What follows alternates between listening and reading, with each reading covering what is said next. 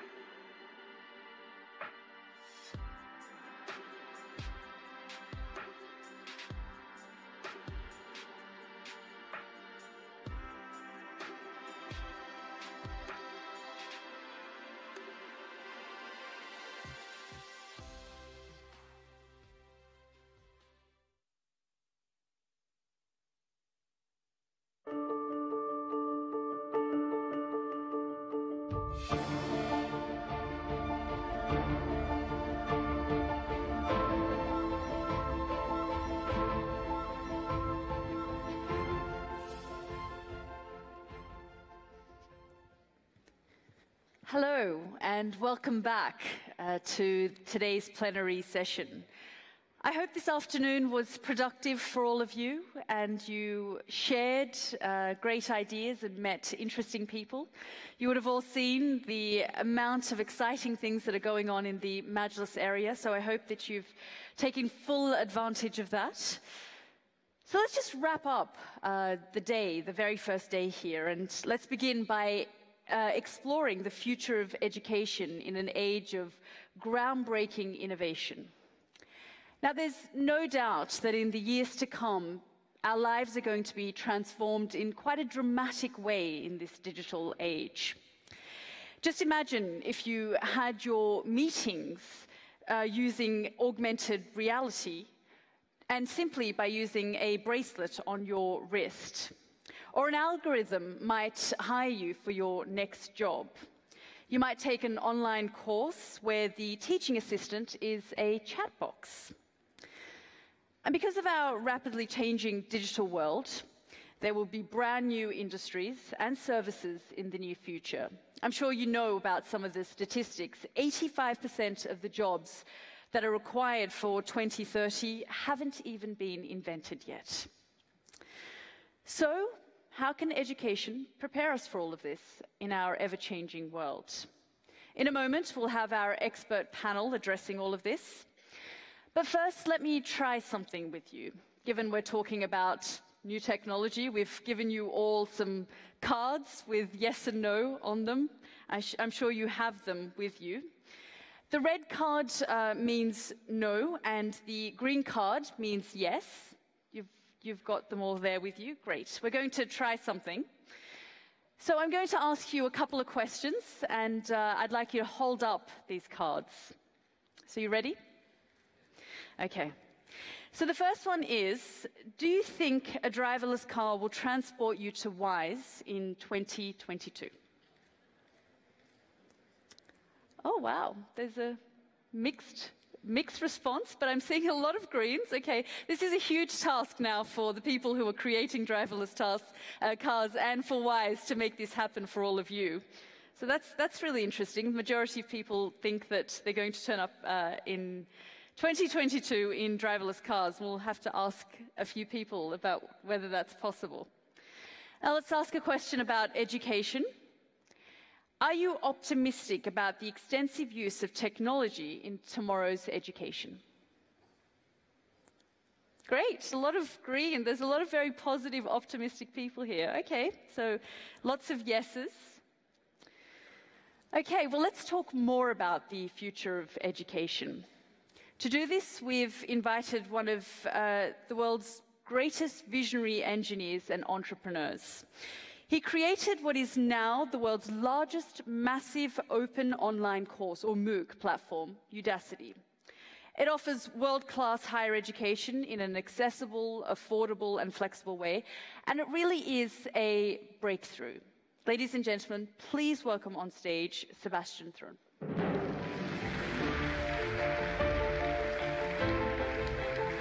Great to see you. Great, thank you. Thank you. I'm so honored and delighted to be here. I just came from Silicon Valley and something amazing has just happened. Artificial intelligence, progress in AI. AI as a discipline is 60 years old and for most parts had very little impact. But the last year has been transformational. In March 2016, AlphaGo by Google beat the world's best Go player. Later that year, IBM Watson proved it could do certain lawyers' jobs better than lawyers, in particular, document discovery in litigation. Earlier this year, a team from Stanford, of which I was part, showed that AI can find skin cancer in images more accurately than the best human physicians. Stanford board-certified dermatologist, and that is just the beginning. AI is a technology that is poised to transform every aspect of our lives. To give you one example of my own work, back in 2009, I started a team at Google called Chauffeur, and we started building cars that could drive themselves. Let's go in here. This is a video from 2010. And had I asked you in 2010 if in 12 years' time Wise would have a chauffeur bringing you to the conference, you would have all said no. And while the cars back then drove very clumsily, they had a secret weapon. They could learn. They could learn just like we learn. But when you learn and make a driving mistake, you hopefully learn from it and never make that same mistake again. When a Google car learns from driving mistakes, it learns, and so do all the other cars, including all the unborn cars of the future. That means, in principle, AI has the capability to outpace ourselves in learning. And I've come to believe that within the next 2 decades, almost every repetitive work that we do in offices, be it as an accountant, be it as a lawyer, be it as a pilot, will be augmented by and eventually be replaced by smart machines. And that's not the end. It goes much further.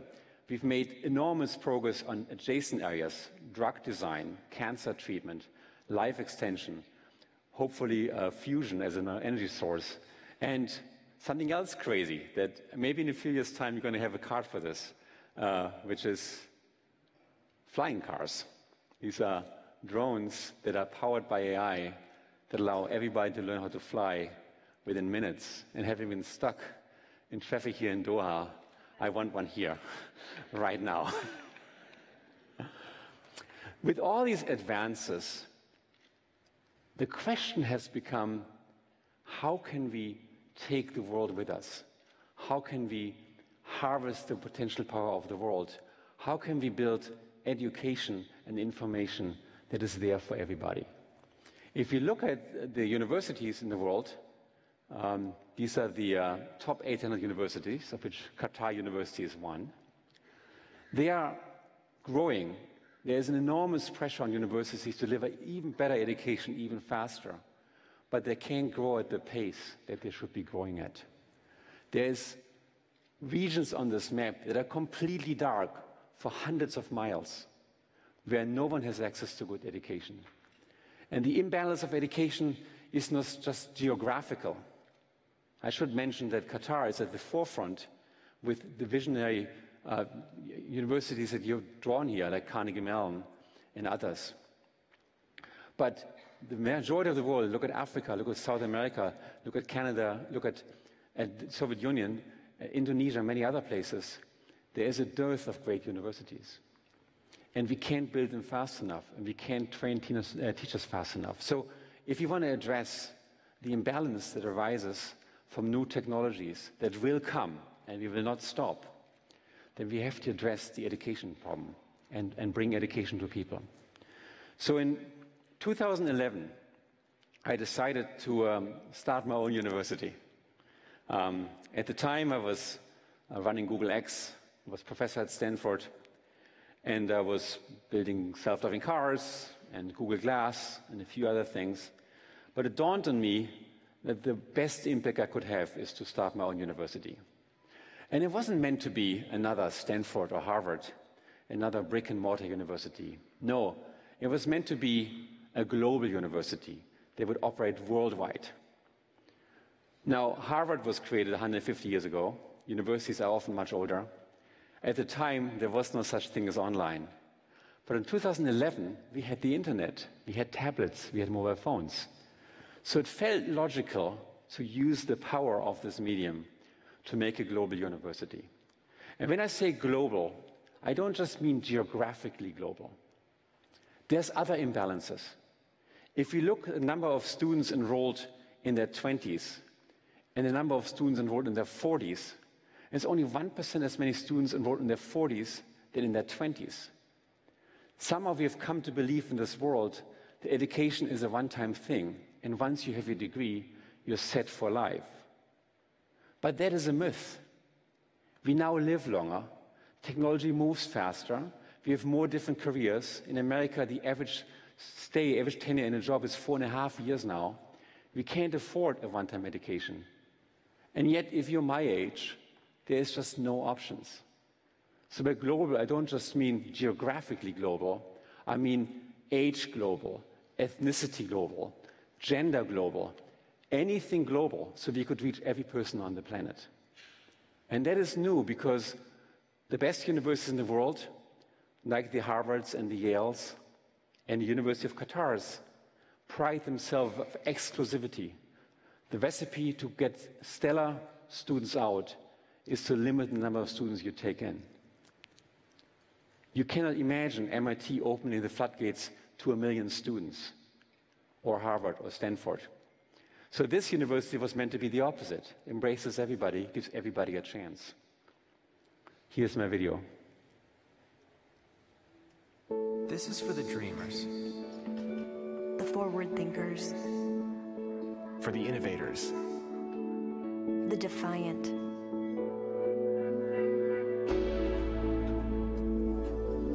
For those who dare to imagine the future. Udacity prepares you for the jobs of tomorrow. Learn Silicon Valley skills with a nano degree program. Enroll now at udacity.com. Our first class, our very first class, was a graduate level Stanford class on artificial intelligence. I was teaching the class on campus to 200 students on Stanford campus and decided to take it online. 160,000 students signed up. Hundreds from Qatar, thousands from the Arab world, thousands from China and other places. I was now teaching 160,000 students That number went down and down to 23,000 finishers and 200 students on Stanford campus. I gave both student groups the same homework assignments and exams so I could compare. And I was really curious. Are the best students in the world truly at Stanford? It turned out the top 412 performers were not at Stanford. There were people all around the world. And the single best student in Stanford was ranked number 413. I talked to those students. I sent email to those students. At some point, I sent 40,000 "your homework is late" emails, to which I received 40,000 excuses. But the excuses were fascinating. We had soldiers that fought the war in Iraq and Afghanistan who in the middle of the night went over through shell and mortar attacks to get their homework done and signed. We had mothers raising children with infants in their hand, trying to get past the exam to prove that they're worth something. We had people on their deathbed whose last wish had been to get an iPad and live long enough to finish the end of the class before they pass away. And then I realized, these aren't your typical Stanford students. Your typical Stanford student is already privileged, is already smart. And lo and behold, if I don't show up to class, they're still going to have a stellar career. But there's so many of us that don't go to Stanford. Why don't we have the same fair chance as those often very rich kids in America?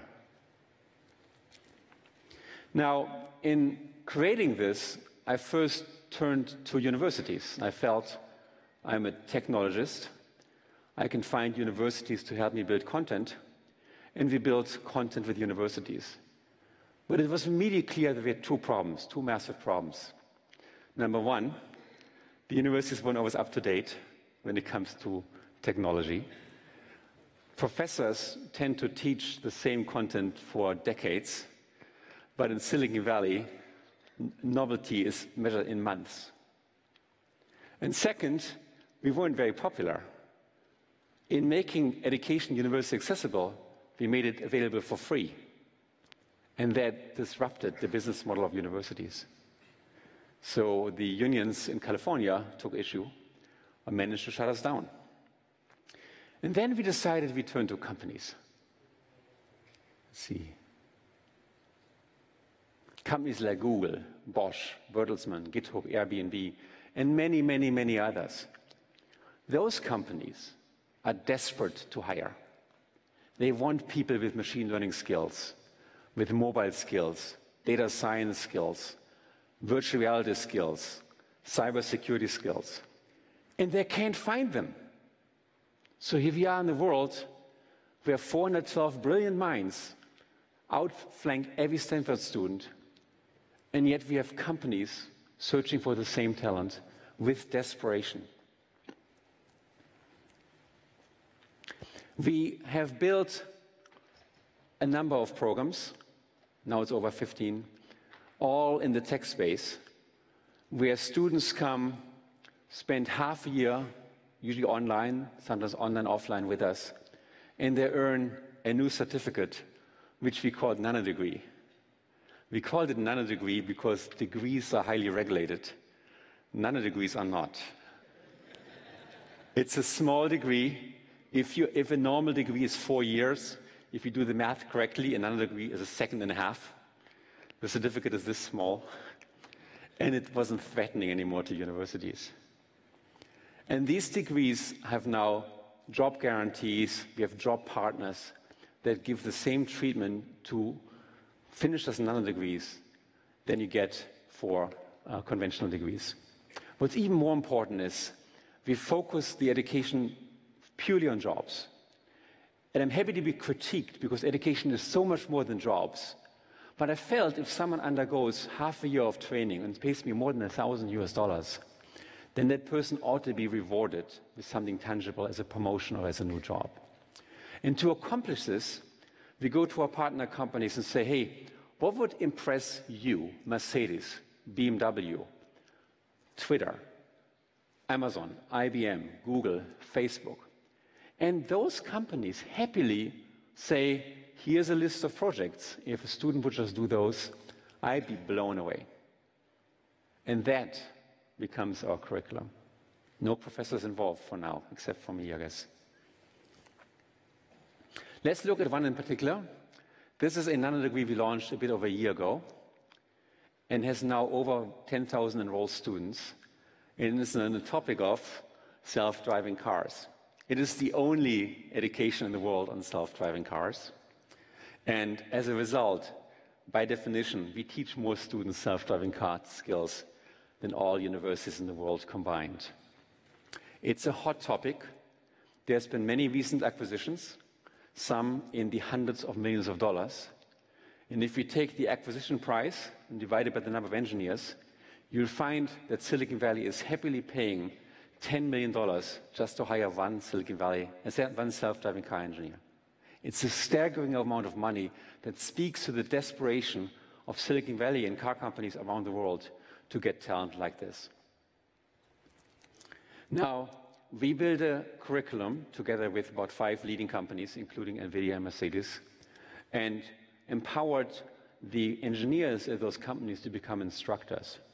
And these instructors are rockstar instructors. They are known around the world. The classes are attended by millions of non-paying students, and as I mentioned, 10,000 enrolled nano-degree students. Now, one of the great things you can do in these classes is you can give students challenges. And we make project challenges in these classes that are so hard that I wouldn't know how to solve them myself. One was, we wanted to build a self-driving car using only a camera. If you look at self-driving cars today, the best cars are built by Waymo, formerly Google, and they massively use a sensor called laser. A laser is a camera, a specialized camera that uses laser light to understand how far things are away. It's very expensive, and it's very accurate. People, in contrast, can drive cars with their eyes only, without the capability of understanding how far things are away based on laser light. So one of the questions is, can we reduce the cost of a self-driving car to the cost, effectively, of a car plus a cell phone by moving away from these LiDAR cameras? We give our students challenges. We bought our first self-driving car at Udacity. We now have 10,000 students writing code that actually is executed on a physical self-driving car around the world. And we give students these challenges. And here's one challenge, where we ask students, from camera images only, can you find lanes reliably on highways? These challenges are open for 48 hours. The accuracy of this student's solution rivals what was able to accomplish at Google with about $1 billion of funding over 5 years. A second student, thank you. A second student, the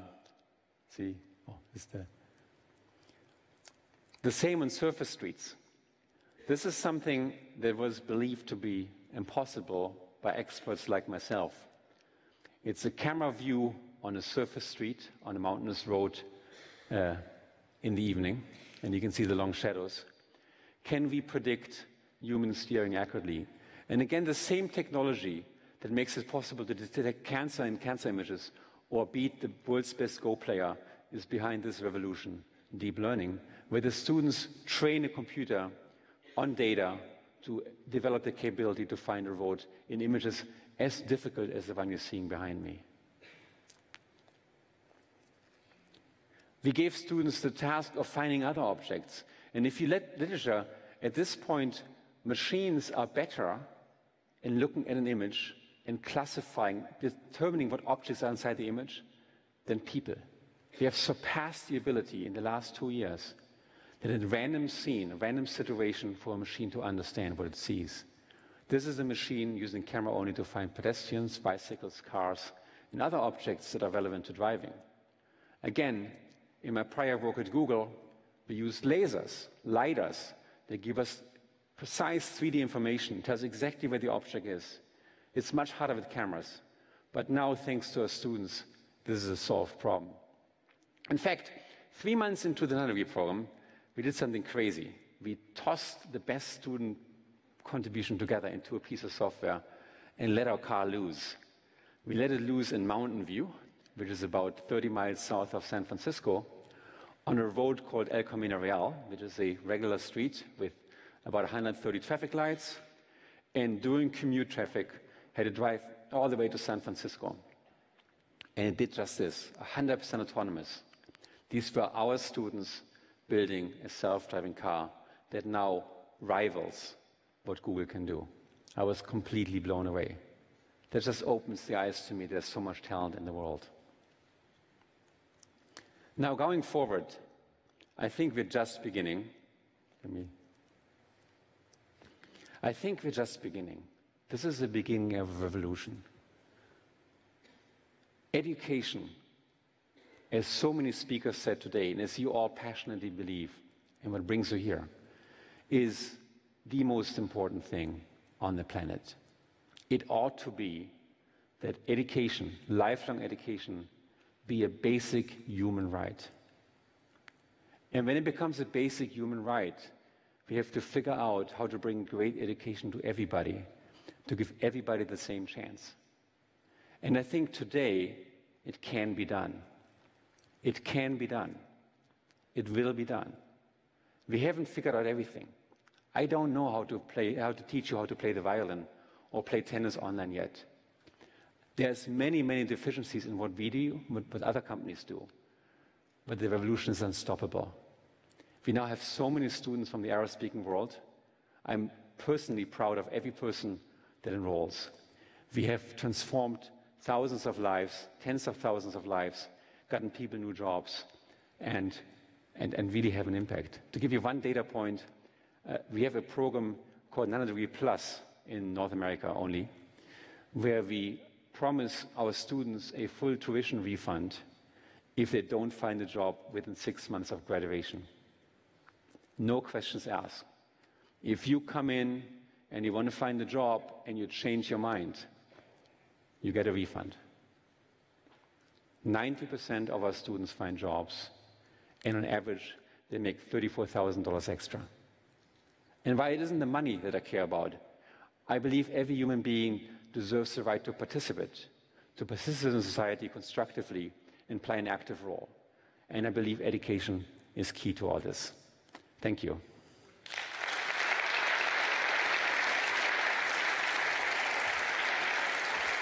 Sebastian, thank you so much for those inspiring words, and what a thought to make lifelong learning a basic human right. Thank you so much. If you can join me there on the soft sofa, because I imagine so many of you here have so many questions for Sebastian. We're going to open up to the floor now and take a couple from you.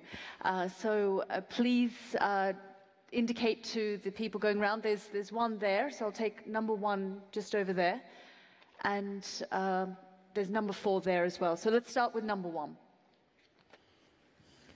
And if you can please keep your questions brief, we're just short on time as well. And if you could please stand up, sir. Yeah. Thank you for a very inspiring speech, and Udacity is well known for that. I've just only one question. This is Abu Bakr from Islamic Development Bank. In the Islamic world, as many centuries ago has ignited the Renaissance in Europe, now I think that in Islamic world still have that fire in their belly. It has just not been ignited. But when it comes to education and finding jobs, most of the countries have their own regulation in terms of education certification and also the quality assurances. So that means that can it be, as you said, the education should be global? How can the government overcome that? Obviously, every government wants to control the society and their ethics and their history, but how can that be transformed globally? Thank you, sir. And I believe we had a question down here. Yeah.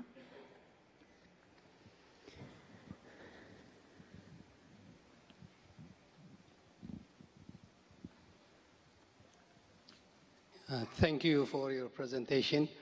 I would like to ask you, as a parent, some fields becoming obsolete, and a lot of people are changing their profession. So in the next 20 years, how would you advise your own kids what to study? What advice you would give them? Thank you very much. So we've got two questions there. One about governments and how governments want to control what they teach people, how you can overcome that, and also for the younger generation, your children, what advice would you give them to the future? Good. More and more governments are realizing that their own people is their biggest potential. And Qatar has been honestly leading the way in the Arab world, so has Jordan and other countries, where I think it's more and more clear that a monopoly on information and doctrine is inferior to openness. We work with governments a lot, including some of your less beloved neighbors, I should say, at this moment. We work in countries like New Zealand and China and India, and more and more are beginning to realize that governments are becoming open towards new versions of certification. And our approach has been to really focus on lifelong learners. Lifelong learners I define as people aged 25 and older, say, that are outside, maybe post-college degree. And for those individuals, there are very few solutions today. As Udacity, we are completely apolitical, and we're completely focusing on tech skills and nothing else.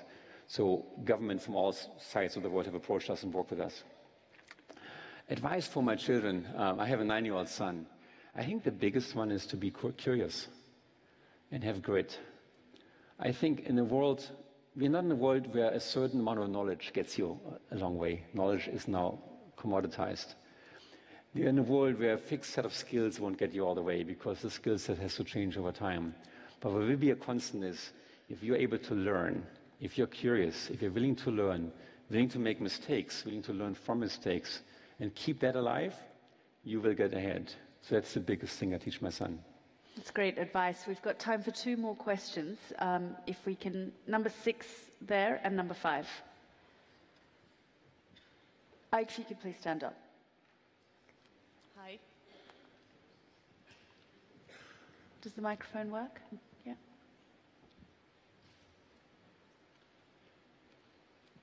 Hello, I am Vansh. We'll go back to you in a second. I am Vansh Saluja, and I'm part of the Learner's Voice program. My question to you, sir, is that we've been talking about platforms, digital platforms in developing countries, but the country I belong from, India, the digital penetration is only 35%, 37% by the latest figures, which also deprives a lot of young people living in rural areas to get access to education through digital platforms. So how are we trying to tackle challenges in areas where we are still not being able to penetrate digitally, especially in areas such as the rural areas of developing countries? Thank you. And we'll go back to the, yes. Hi. I'm from Argentina, where we are leading an online academy as well. And the question is, especially in Argentina, people still trust universities to provide legitimate education. So how do we, from the private sector or from, I don't know, startup companies, how can we give people that trust so they can, that they will learn the content that it's important for them and for their future? Thank you. So the first question was about rural areas. Yeah, so we can't do everything, but this morning I met an impressive gentleman who downloads content onto tablets and then hands out these tablets in rural areas where there's no internet connectivity. And while it's not quite as good as being online, it's impressive to see these tablets being deployed around the world. They cost about $60 US, and they're amazing. I think the technology advancement will make these devices more commodity. And whether it be online or offline, the trend goes towards more and more online. So I like to skate where the puck goes, as the saying goes, not where the puck is today. And with a massive increase of online access, I think online is a great place to be to start with. And the second question was about trust. Most people think that the best way to get an education is to do it the traditional way, to go to a traditional university. Trust is the single biggest issue in my company. My entire exercise of building a university hinges on trust. And trust is slow moving, but by having worked with over 1,000 hiring partners to hire our students, and companies publicly declaring that they're willing to do this and building content with us, we've at least created some trust. But every single day I wake up and ask myself the question, how can I earn my students' trust? And the answer ought to be that I am honest, that I'm transparent, that I do my best possible job working with students, and that I keep innovating, so everything that's not perfect in our education eventually will be improved. Someone who has spoken to me a fair bit about trust and how you change this cultural shift.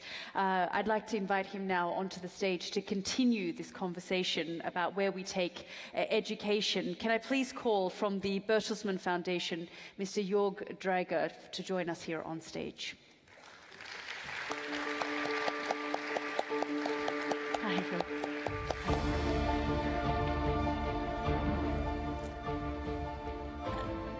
So Jörg, before we begin our conversation with you, to carry on from where Sebastian has left off, if you can just briefly in 30 seconds tell us what the Bertelsmann Foundation does. Yes, hello to everybody. We're a think tank. We do policy advice. We do it a lot in education. And usually we would worry more about people who are disadvantaged rather than those who have everything. So if we talk about lifelong learning, we work for people who don't have any degree at all rather than those who want to go for an MBA at Stanford. So it's quite interesting because one of the points that's just been raised is about trust and culture and societies believing that actually going down the path of going to a Stanford or a Harvard or just even a university in between right across the globe is still something that parents encourage a lot of their children to do. But do you feel that that's the path that you should be going to? Well, you see, on one hand, degrees are getting more and more expensive, and companies trust those degrees less and less. So the signaling power of those traditional university degrees is losing. Why? Because it's not a guarantee that you do a good job later in your life. And so when building up, something new, I guess your trust and reliability comes from the proof that you actually can do something with your degree. And usually you borrow brand from somebody who has proven that. I mean, why is Sebastian talking about Google and others? Because they have a reliable brand. And so if he's delivering something Google wants, then it got to be good. And if you take the German apprenticeship system, I have some nephew who's becoming a car mechanic. He never would say, I'll become a car mechanic. He says, I work for Porsche. Because the stronger signaling brand is the employer he works for rather than the degree he gets. Then why is it that there aren't more people wanting to be part of or create a Udacity platform, for example, and they still feel that going down the mainstream university is the way to do it, if that's what companies like Google don't want? Well, I guess in the end you need both. I mean, for rational reasons and for psychological reasons. For rational reasons, before you actually become professional in some programming, you better learn how to learn. And learning how to learn is not something Udacity really teaches you. I mean, that you got to bring along. And that's the job of schools and universities in enabling young people in having the basis of teaching yourself something important. And then you go on and you build on that with nano degrees or micro degrees or others. There's also, I believe, a psychological reason, because, in our societies, it's a broad international audience here, but somebody once told me, without a bachelor, you cannot marry. We do have an expectation in our society for our kids that they better get a degree. And by the way, I answered that person, but without skills, you cannot support a family. And so in the end, we need both. You want to fulfill the expectations of society, and a university degree seems to be part of that, but you better have the skills in order to do something job-wise and employment-wise later in your life. Sebastian, do you think that we are prepared enough for the challenges ahead? You talk about the technology and the rapid rate at which it's moving forward. Do you think that we're keeping up? No. So how alarming is it then? So, I live in this crazy dream world bubble called Silicon Valley. And, if you just look at the breadth of interesting startup companies, then, I mean, I think we're leaving the world behind. And Udacity and Coursera and edX and a few other companies are our best attempt to level that playing field and help the world population. But technology is, I think I'm left behind. I'm not up to date anymore. It's moving so fast. It's happening in Silicon Valley, but are there other parts in the world where they're keeping up just as much? I think I'm not keeping up. I'm falling behind. I need to get trained. How is that possible? You've created driverless cars and... It's amazing to see this exponential explosion. I mean, we should remind ourselves, humankind is tens, if not hundreds of thousands of years old, depending how you count, but almost every relevant, interesting invention that you hold precious to your heart, from electricity at home to running water toilets to penicillin to your cell phone to your car to your airplane, have been invented in the last 150 years. And that's the result of the book. The book allowed us to take information outside the brain and duplicate it error-free and spread it much more economically.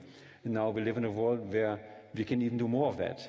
And because of this, our jobs change from agriculture, where we do farming for hundreds of thousands of years, then briefly industrial work, and then eventually office work. At least in the United States, 75% do repetitive office work. And as we get that machinized, we have all this free time, so we're going to be more creative as a result as humanity.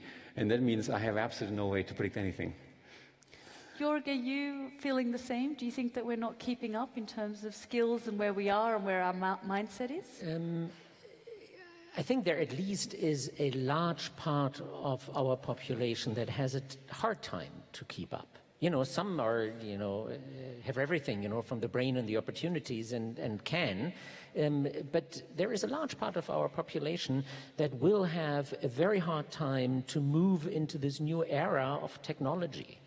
And, you know, look at self-driving cars and the discussion going on in the US about truck drivers being the largest group in the workforce. So can you retrain a truck driver to be a web programmer? That's probably going to be a significant and hard challenge. And then you talk to those people and they say, well, we'll come to a better world, but it will take only like 30 years of shaking in. I don't know any politician who's going to survive 30 years of a population on a larger scale to be shaken in. I mean, that's why WISE is so important. That's why all you are so important, from earliest childhood on to adult learning. We have to change the mindset. We really have to change the mindset. And by the way, just making one more point, I don't think it's all technology. Because technology is freeing us, as Sebastian said, from a lot of repetitive tasks we never wanted to do. And there will be a lot of interaction work. What I mean by that, if you're today a physician and you spend a lot of time looking at skin to discover skin diseases, and some artificial engine takes away that duty from you, you have much more time to explain your patient how to deal now with a skin cancer. And that's interaction work, and you've got to be trained for that. So I think, you know, it's not, there will be a lot of people who are developing technology and, you know, analyzing data on that. But a lot of jobs will give us more time to stress on the human aspect of our life and to interact more intensively with other people. And, you know, this morning we talked about in another session about teachers having more time to deal with a kid rather than standards. And the doctor will have more time to deal with the patient rather than looking at x-rays. And it's that change in the workforce that we also got to train people for. It's different skills needed. Some of them are technical, but not all of them. Is it happening on any scale? I mean, are there sort of concrete examples you can give in terms of if these shifts and changes are taking place somewhere? Well, I mean, we've seen those changes, you know, continuously over the last decades, you know, with you know, repetitive tasks becoming more and more important. I mean, you know, take the truck driver. Now they spend less time looking at maps and they're driven around by intelligent navigation systems, and they better spend their time chatting to the secretary when they work for UPS and making sure that the next contract goes to them rather to the competition. So now they need interaction skills and not only driving skills. So then we adapt as human beings as well? Oh yeah, I'm absolutely optimistic. It's just, we've never seen adaptation so fast. Like, I mean, my grandfather had the same job as my grandfather's grandfather, and the family slightly moved on a little bit, and all of a sudden, boom, people don't have a job for a lifetime anymore, like in one generation. And then soon, we're going to have multiple jobs at the same time. I had a job about 2 years ago for a day. I became an Uber driver. I decided I want to be an Uber driver for a day, and so I got there and got my training, which was no training, and then became a taxi driver. So we live in this world where the jobs become so much more fluent that I think we really have to change our thinking about stability and safety and security and learning and so on. But that's scary as well, because you walked away from Google and you walked away from a whole career to start something new. But for a lot of people, making that change, especially if they have a degree in something and they've been trained in something, making that sudden shift or change can be quite scary. Yeah, boy, I mean, that's where my DNA is a bit different. I love uncertainty. When everything is predictable, I feel bored. I, at some point, resigned tenure at Stanford. But I wish I could tell everybody how great the world is when you're learning, when you're exploring. As children, we learn so much. We try everything. And then for some of us, that gene, that drive to learn something new switches off, maybe at high school, because maybe high school is very boring. It never switches really on again. I wish we could keep this alive for everybody all their lifetime. That's what I mean, shift our mindset. Thank you. I have one fan. One person's on my side. No, the whole room is on your side. Let's talk a little bit more about lifelong learning. This morning we spoke on the panel about the impact of social media, for example, and that perhaps young people, millennials, are not learning as much, they're not picking up books. But do you think that's the case? Do you think that actually young people are inventing things, they're creating things, they're more innovative than we give them credit for? Well, at least it's much easier to be innovative, and it's much easier to access information in the past. I mean, you can start building some cool app within seconds. In the past, you needed, a workbench and physical material, and it was hard to be creative. So, the tools are there. The question is our education system leading young people towards curiosity and self-learning, or are we blocking them and their curiosity? And if you ask a 5-year-old in the US, do you love school? It's like 98% say yes. You repeat that question at age 15, and 35% say yes, and 65% say no. So we lose 2/3 of the young people in their learning experience within 9 years. And that's for me the bigger challenge than the question is whether our curiosity lives in a digital world or in a physical world. Keeping people engaged throughout their schooling. People engaged and self-driven, not as a car, as a person. We said before, the time where it was enough to know knowledge, that's over. And you need to learn how to learn. And you also need to network to those other knots in the intelligent society that help you solve problems collectively. And those are the skills we need in the future. And kids being a lot of social media, I mean, they know how to live in a digital network. They just got to use it more productively for learning, for peer-to-peer learning, and for producing something together.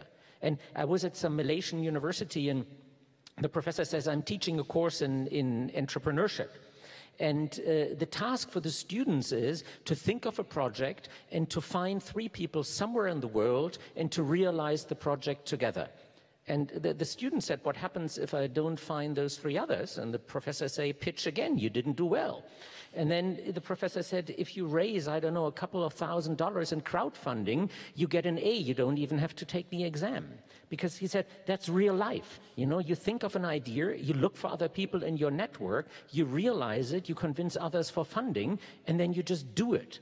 And it's, social media offers you all the opportunities if we use it in a productive way. Let's open up again to our audience and get some questions for both Jörg and Sebastian. I've got one at the back, so 2 and 4, number 6.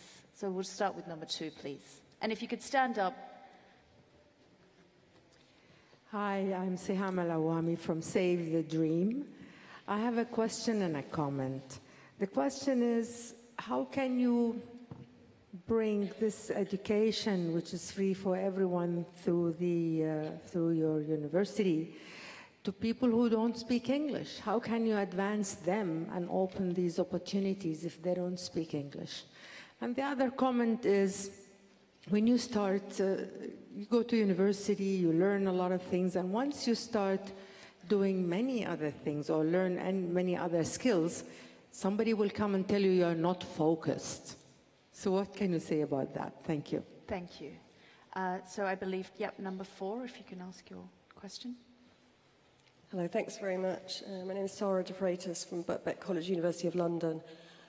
With the major growth in students that's projected over the next few years, how do you think we can maintain quality across the educational experiences that our students are gaining?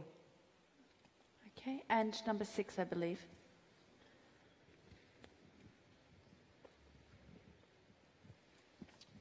Hey, I'm Stephen Anderson. I'm an educator and a blogger and an author from the United States. I actually wrote a book on lifelong learning, so this is really interesting to me. So, you know, lifelong learning is great for those of us who don't have to worry about the economic impacts of everyday life. And if we really want to have a society that's built around lifelong learning, then we have to overcome the hurdles of poverty and those kinds of things. So what do you say to that? Because many of these online courses aren't free, or they're not able to be accessed by those who are economically disadvantaged. So how do we overcome that hurdle of really truly making learning lifelong and free for everyone around the world?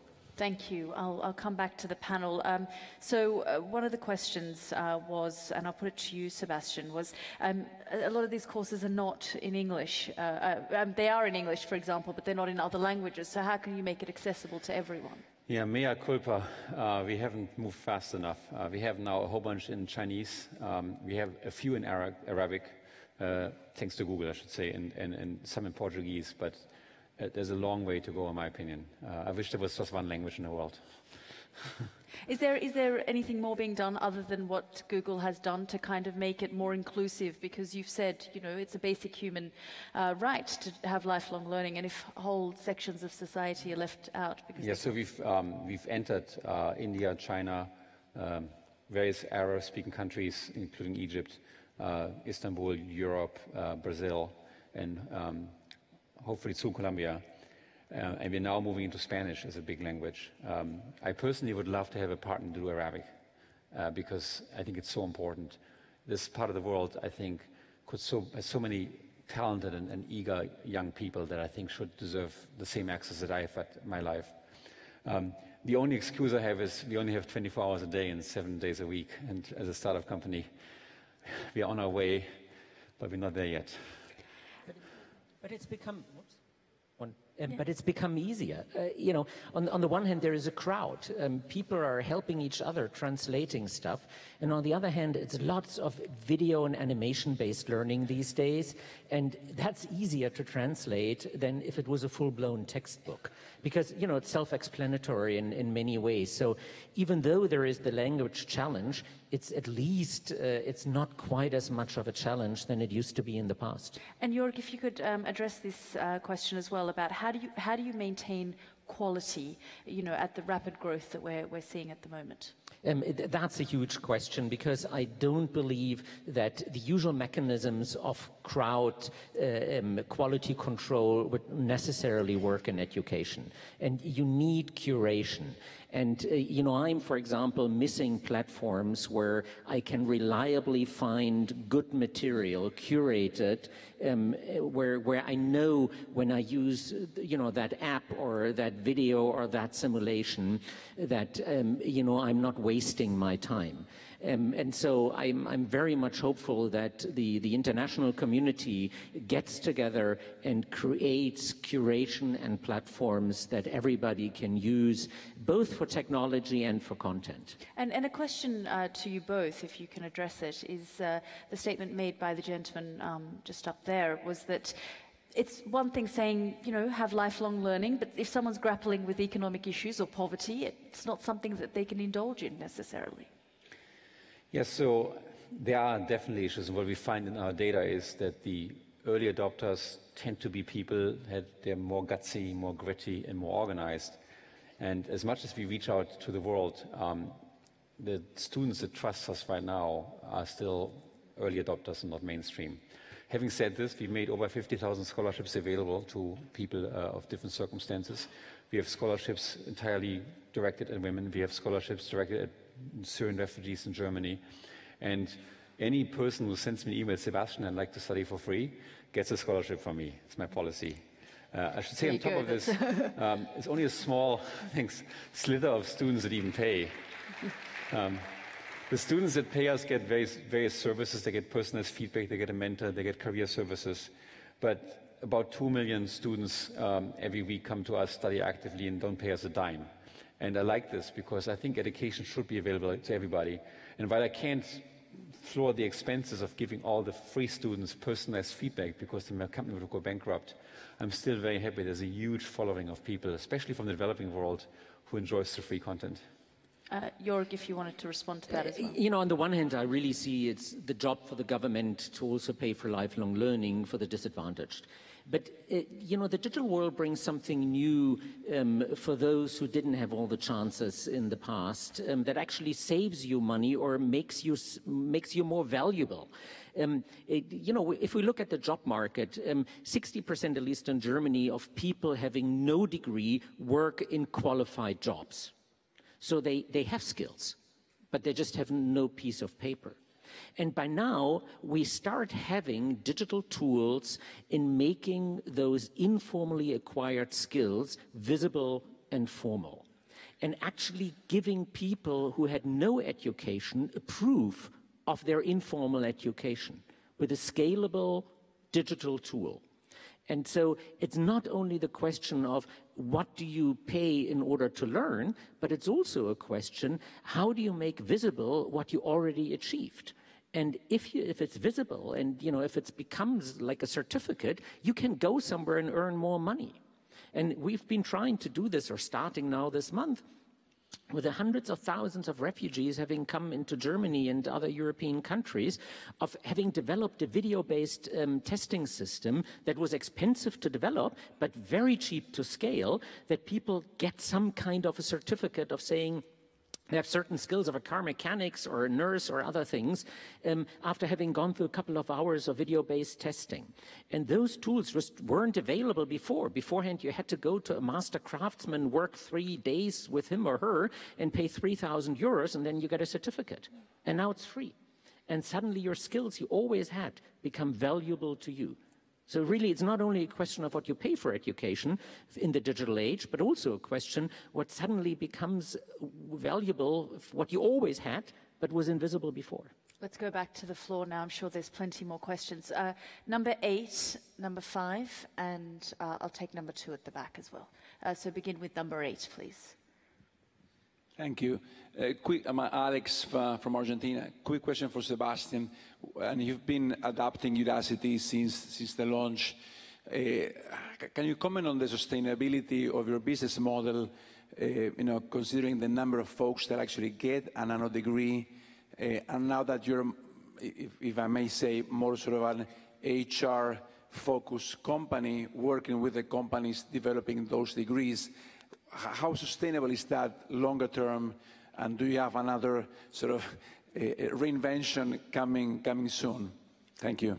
I'm very happy to report that our nano degrees are cash flow positive on the unit basis and sustainable. We typically put about $500,000 into development. We make the content really nice, and then we have a wonderful group of contractors that do all the mentoring for us. And when we put it all together, a student gives us roughly, give or take, $1,500 on average, cheaper in other geographies. And with that, we can recoup the money, which is great. We are still investing massively in growth for the company. In the last year, our paying student budget went up by a factor of 5. So we see much more trust and confidence. But I believe the model is there to stay. I think we are outside the area where a startup company fears for life.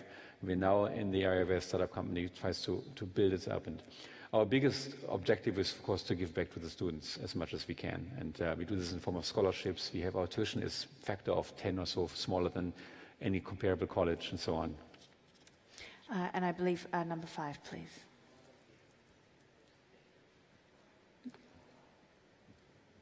Thank you.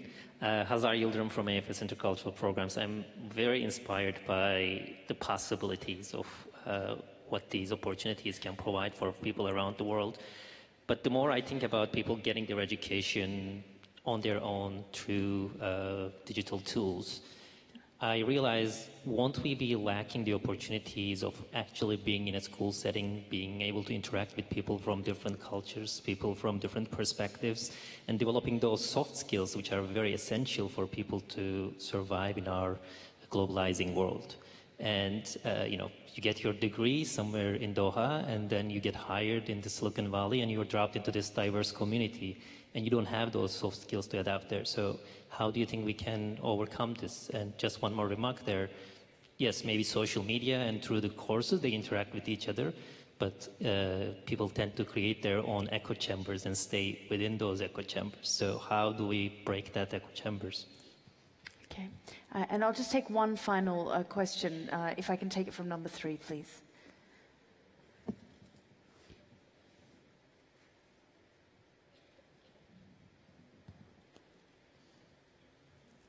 Hi, Javier Gonzalez from SUMA. I would like to ask if you have thought of using this tool to train teachers to improve the quality of education. Thank you very much.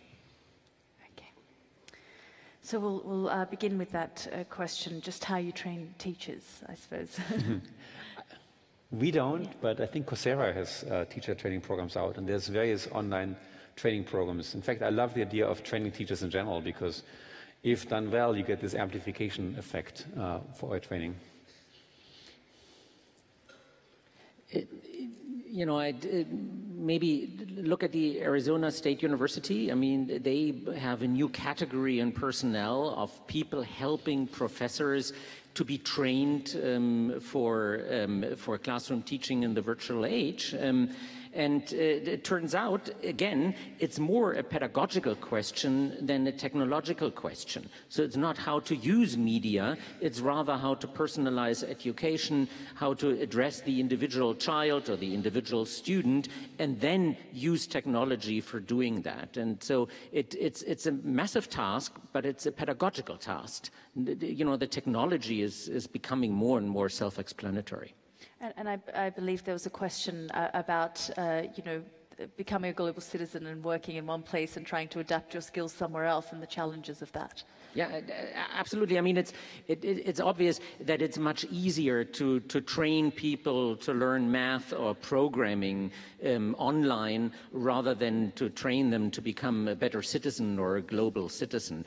But I think the point of using digital tools is to give trainers and teachers and professors time for the essential. And the essential is human interaction. And why should I waste time as a teacher explaining the Pythagorean theorem for the 100th or 1000th time in my life? Can't that, some program, simulation, or video not do better? And give me as a teacher time to actually interact with the student and talk about values and respecting others and global experience? I think that's one part of the answer. And the other is that when education becomes a mass business and everybody is supposed to be educated more and more and longer, we need also other tools, for example, virtual study abroad programs. I mean, if the number of students in universities in the last 20 years or 10 years has tripled, we can't send them all abroad, but we can give them an experience with virtual studies that is at least much better than nothing. It might not be as good as the full international experience on campus, but at least, working in an international network, they gain some of the experience. And so I think really time for the essential, for the human, and as much of the experience for soft skill, international experience, the virtual world is a mixture that is at least better than what we have today. And before we wrap up, I mean, would you both say that the degree then is broken? I want to say something completely different, if I may. Sure. I've been here and I spoke to many of you, and I just want to say how much I admire all of you. I think every single person I ran into has a spark, has a mission, and knows something about education that the world doesn't know. And I just want to encourage all of you to fight as hard as possible. You are, in my opinion, the most important people in the world, because education is the most important thing in the world. So please keep up the fight and be as impressive as I've seen you in the last day. That's brilliant. Sorry. No, I had to be said. I think, I wanted to say it. No, you should. You should. The non-degree. Long live the non-degree. I shouldn't add anything to that, I think. I think that was a nice note to end on. You've both been incredibly inspiring. Thank you so much for joining us for this session. Thank you so much. Thank you. Thank you so much. Thank you. Thank you very much.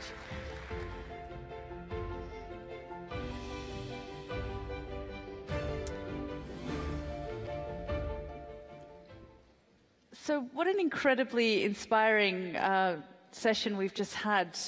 What I'll take away from that is that lifelong learning needs to become a basic human right that Sebastian touched on.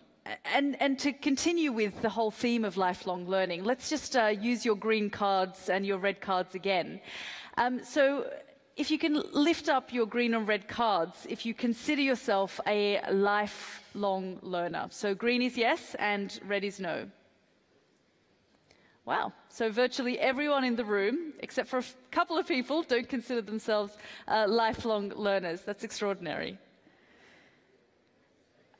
Okay, so we've spoken about the rapid change that's taking place.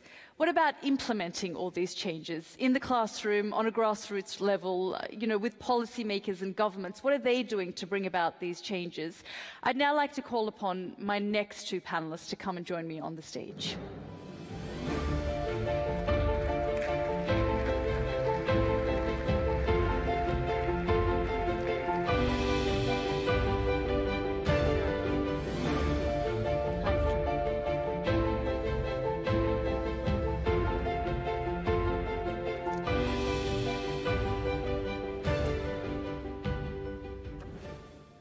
So we've got two people who are in great positions to actually address these issues of how to implement these. We've got His Excellency Slim Khalbous, who's Tunisia's Minister for Higher Education, and Sarah Bogman, Director of the Skoll Community and Convening at the Skoll Foundation. Thank you both for joining us.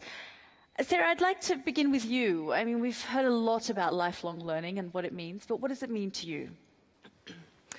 Well, I want to thank the previous speakers. They're very inspiring, and as a mother of 3 children who are almost in school and in school, I have much more confidence than I did, I think, 35 minutes ago about where they may end up, so thank you. I'd like to actually remind ourselves that lifelong learning looks different in each region or in each country context. And for us at the Skoll Foundation, lifelong learning could look like 3 of our social entrepreneurs who work with different kinds of populations. So for example, Bunker Roy at Barefoot College is teaching grandmothers, and that's who he specifically recruits, to learn how to engineer solar panels and bring all that information back to villages where they live and become experts in that field, and language barriers don't matter, and so that's one context. Another could be community health workers, with Raj Pujami at Last Mile Health and Chuck Slaughter at Living Goods. Community health workers are needed all over the world, and that's another example of lifelong learning, not necessarily making a driverless car. And third could be midwives. I know a very wonderful woman, Karatalain, who runs an organization named IDSP in Afghanistan, and she's teaching young women right out of high school to become midwives and empowering them to be able to go into a family situation, take charge, and really provide a lot of value to that family. So lifelong learning doesn't necessarily have to be on a computer. It doesn't necessarily have to be in a book or in a university. In some of the developing world, lifelong learners could look like those examples.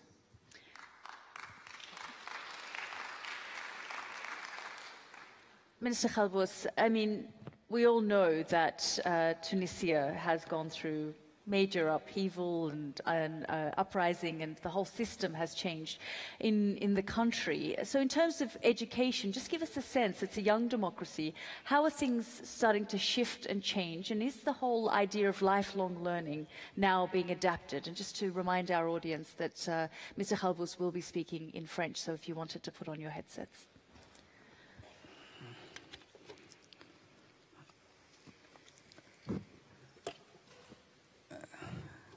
Thank you. J'ai essayé de parler en français, s'il vous plaît. Well, I will try to speak in French if... Vous avez tout à fait raison. Yes, indeed, you are absolutely right.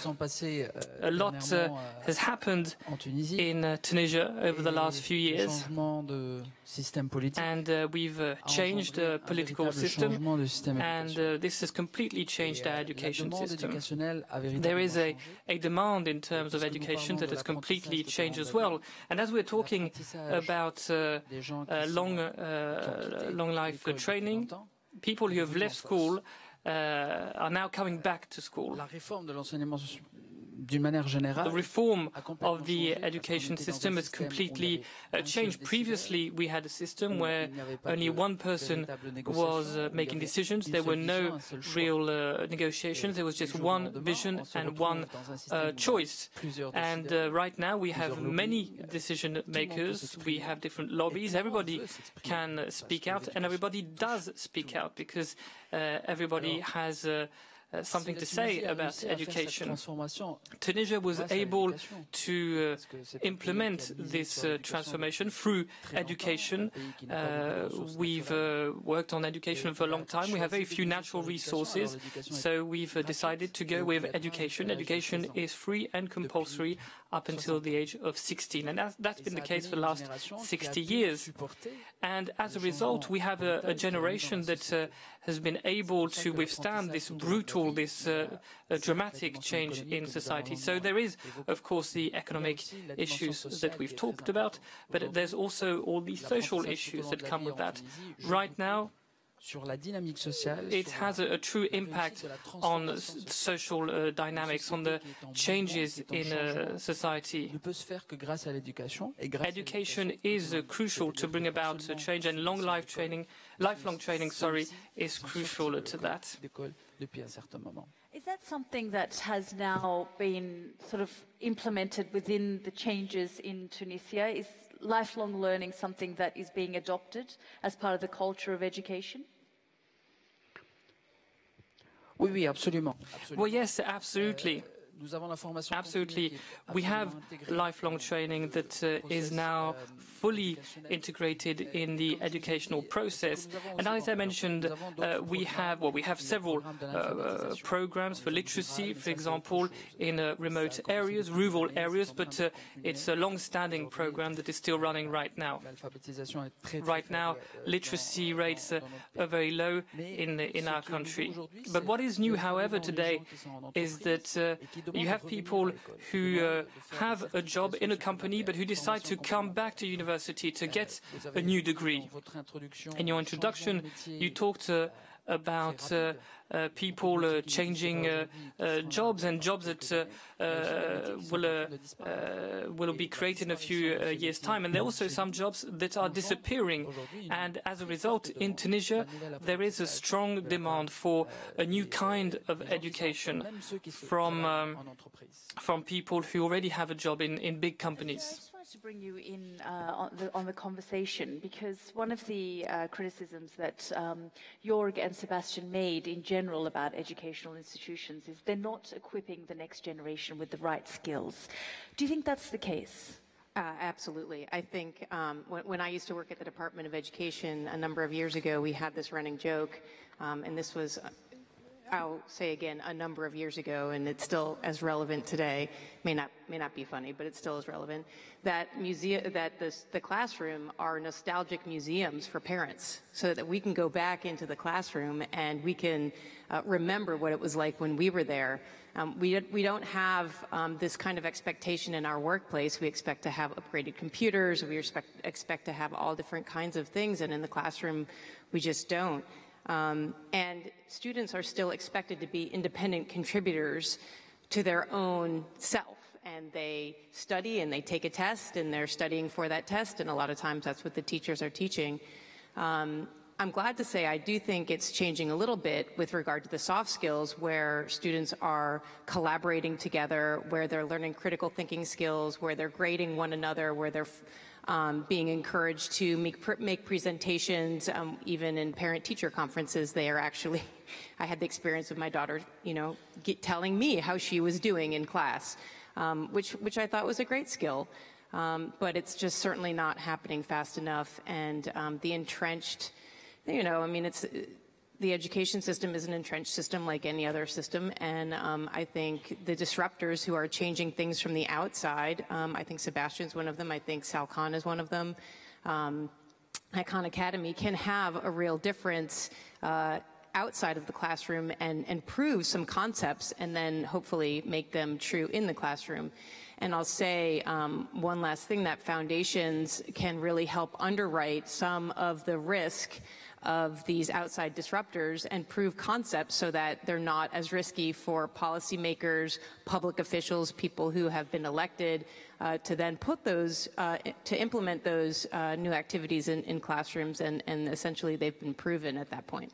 Because it seems to me that there really needs to be a sense of urgency about this, to train and equip the next generation, or we will be left behind, as Sebastian and Jörg said, that we won't be ready for the massive changes that we're to be expecting.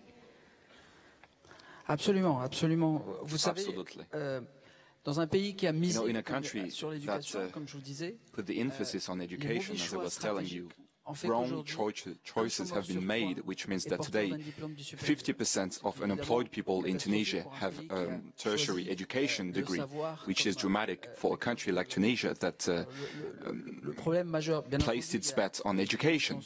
Now, there are structural dimensions, obviously, but wrong choices have been made at the university and school levels. The lack of adaptation to the job market is illustrated today through teaching methods as well as the content of teaching. It is extremely difficult today to import this new approach, which is the competency job approach. Diplomas don't mean much today. Employers, when they are asked today, why do you not hire this or that person, for example, because what I need to explain is that what is paradoxical in my country is that there are many unemployed people with degrees, and yet employers tell us they find it difficult to hire qualified employees. We conducted surveys to understand why, and they tell us that it's very seldom a technical problem. The problems are soft skills. So we come back to the idea of lifelong learning. If there are lacking competences in some areas, such as computer engineering, for example, what people need are continuous training over the course of a few days. But soft skills, this is not something that can be taught over a few days. It starts at the primary school level, and it goes all the way to university. So the failure of the education program starts at the primary school level, and it is then felt all the way through the job market. And I think that lifelong learning is a way to integrate all of these skills that are not necessarily technical skills. I'm also talking about soft skills, something that needs to be taught from the very beginning all the way to the end. So it's the learning of soft skills that will enable us to better integrate degree holders on the job market. So we are working on competencies and skills, but also we are working on how to learn. Jobs are changing so fast that it is impossible for schools to teach everything. So we should focus on teaching. I mean, what are you doing now? Because you've been on both sides. You've been an educator, and now you're the Minister for Higher Education in Tunisia, and you're identifying and highlighting the problems. You're saying that, yes, there is this issue. So is there something you're fundamentally doing differently? Nous sommes en train de mettre un grand plan de réforme. Et je vais vous dire la chose la plus difficile. La résistance la plus importante vient des enseignants. The main opposition comes from the teachers themselves, which is impressive. Society, civil society broadly speaking, is more ready to accept these changes and the new vision than the people in charge, that is to say teachers. Teachers are reluctant because teachers will be the ones that will have to change the way in which they do things. They need to change their vision. They need to look at pupils through another lens, which is very difficult. As decision makers, we are working on the change in the mindset of teachers. And we are also working on the training of teachers. We need to accompany, we need to support teachers so that they can be the catalyst of change rather than oppose changes. Change, Sarah, is always a difficult thing, isn't it? It's something that people really grapple with. I mean, we were hearing as well from Sebastian and Jörg that just when change happens at such a rapid rate, it's actually quite difficult for people to come to terms with it. Yeah, yes. In fact, I'm one who's not a huge fan of change myself, so I think I can, I can understand that.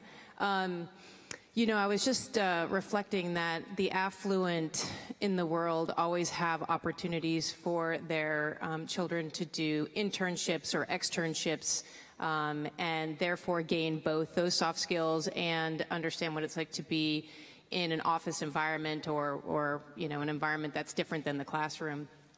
I'm reminded of the National School to Work Office, which was an initiative about a decade or two ago where the U.S. government was working with the private sector, this is right at the beginning of the tech boom, to bring professionals into the classroom and to have students as young as grade school go into professional environments to see how technology was being used. And this is way before anyone had a computer in the classroom.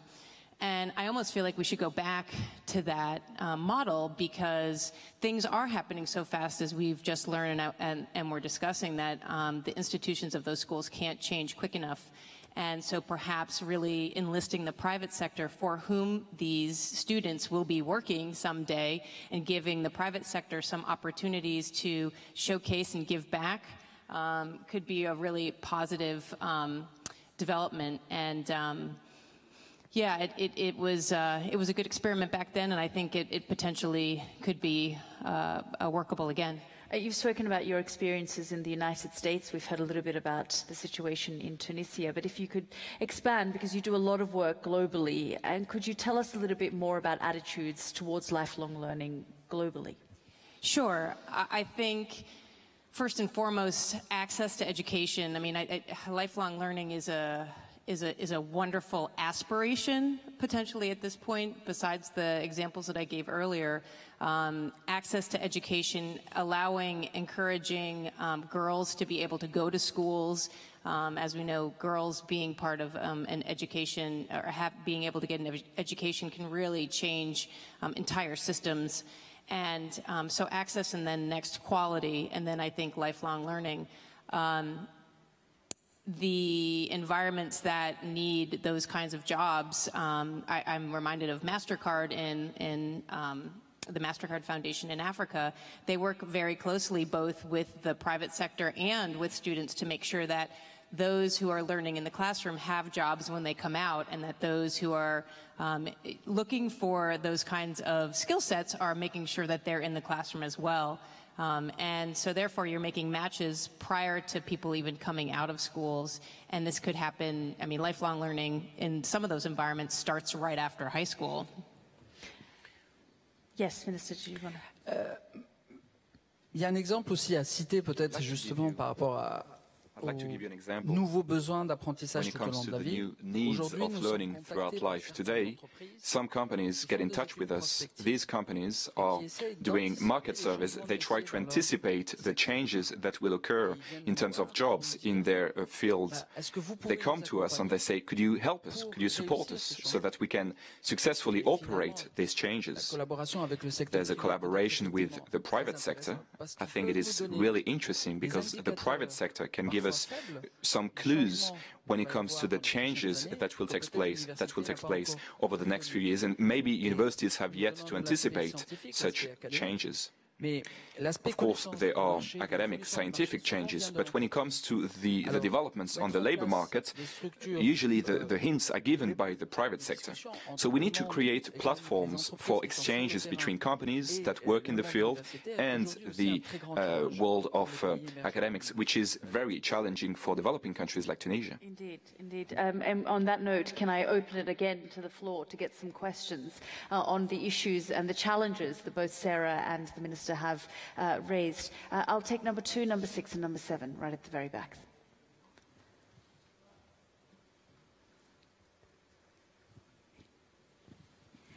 Hi, this is Noura from Kuwait. I was wondering, while you are talking about homeschooling, do you think it's helping students to act in lifelong learning more than school?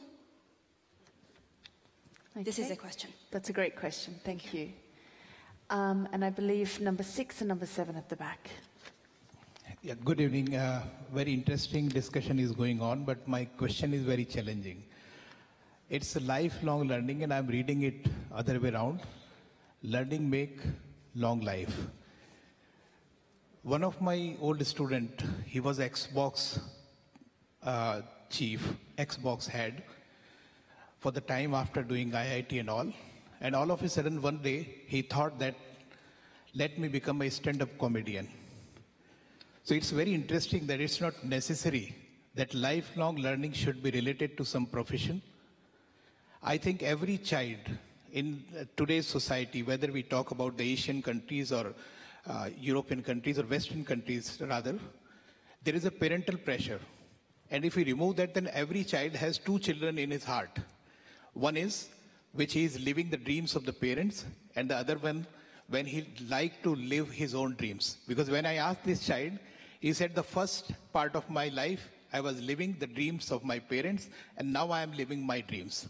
So the thing is, lifelong learning should have this particular element of thought process also. Thank you. Thank you for your comments, sir. And we'll take number 7, please. Good evening. My name is Luyolo Mazwen from South Africa. I wanted to stress a point on learners who live in remote areas, in rural areas.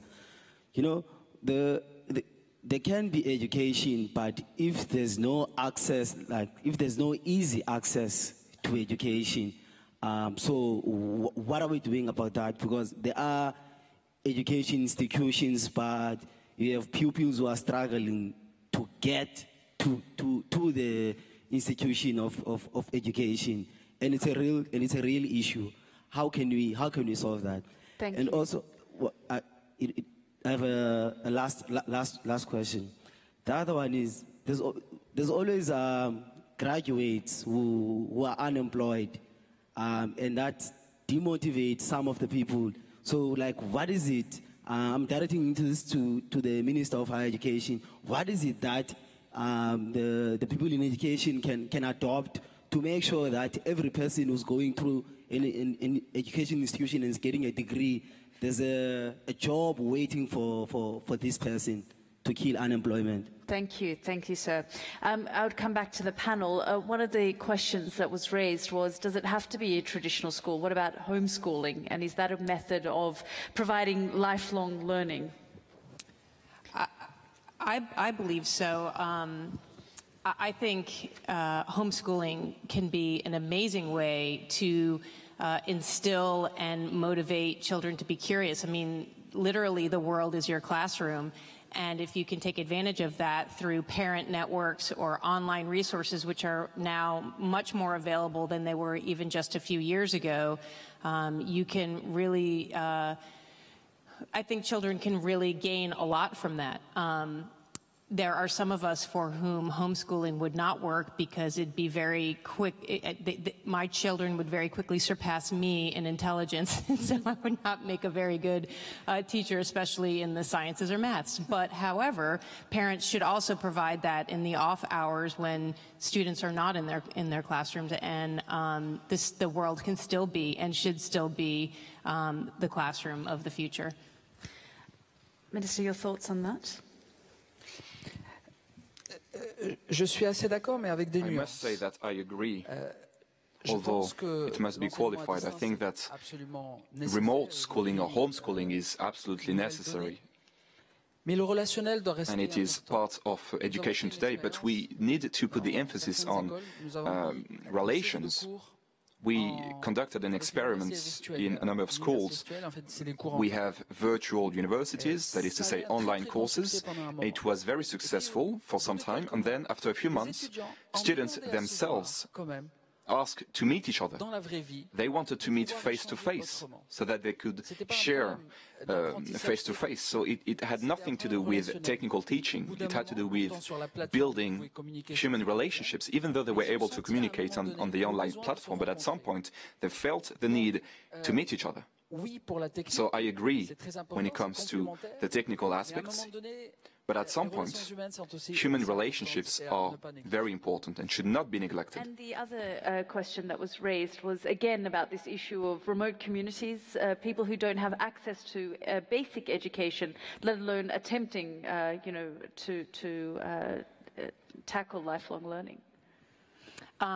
We had a panel earlier this morning where we talked a little bit about this subject. And we sort of agreed that that peer learning and peer-to-peer motivation can be much more influential than parents, especially as you move into your preteen and teenage years. And so several of our school entrepreneurs use alumni networks of students to recruit house to house sometimes, both in Africa and in India through an organization called Educate Girls and another called CamFed, who's actually a WISE laureate as well. And so by enlisting young people to help educate, recruit, maintain the curiosity of their peer group, there's almost no better kind of motivation. Minister? In emerging countries, the problem is different. Why? Because teaching in rural areas, and we have many rural areas in Tunisia, has to do with sustainable development. It is about development, quite simply.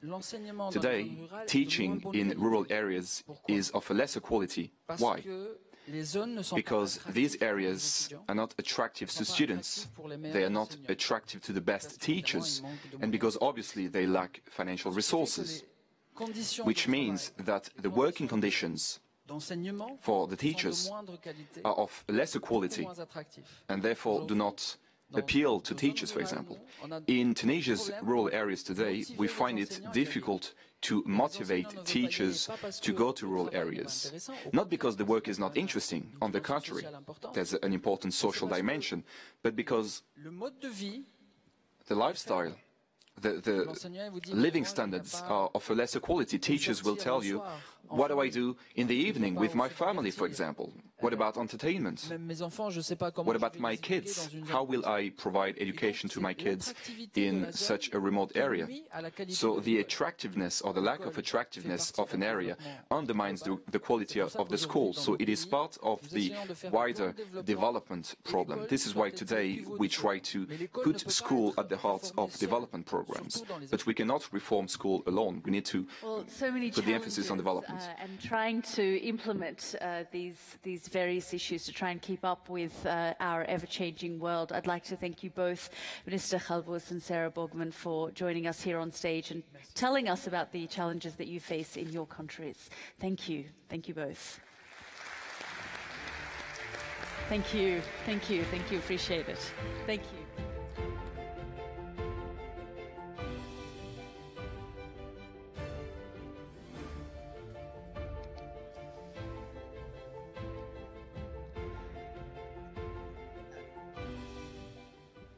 So, ladies and gentlemen, that brings to an end the first day of the 2017 WISE Summit. I hope you've been as inspired and you're left with as many questions and ideas as I have in this first day. Of course, you can continue the conversations and all the ideas that you've come up with today at our networking dinner. It's at the Fire Station Arts Centre, and shuttles are available from now on the ground level until 6 p.m. So make sure you get that and you don't miss that bus. And please don't forget to return your headsets before you leave.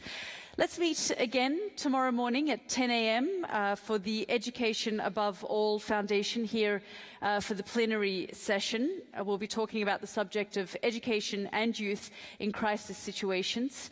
The shuttle buses will leave your hotels at 8 a.m. See you again tomorrow.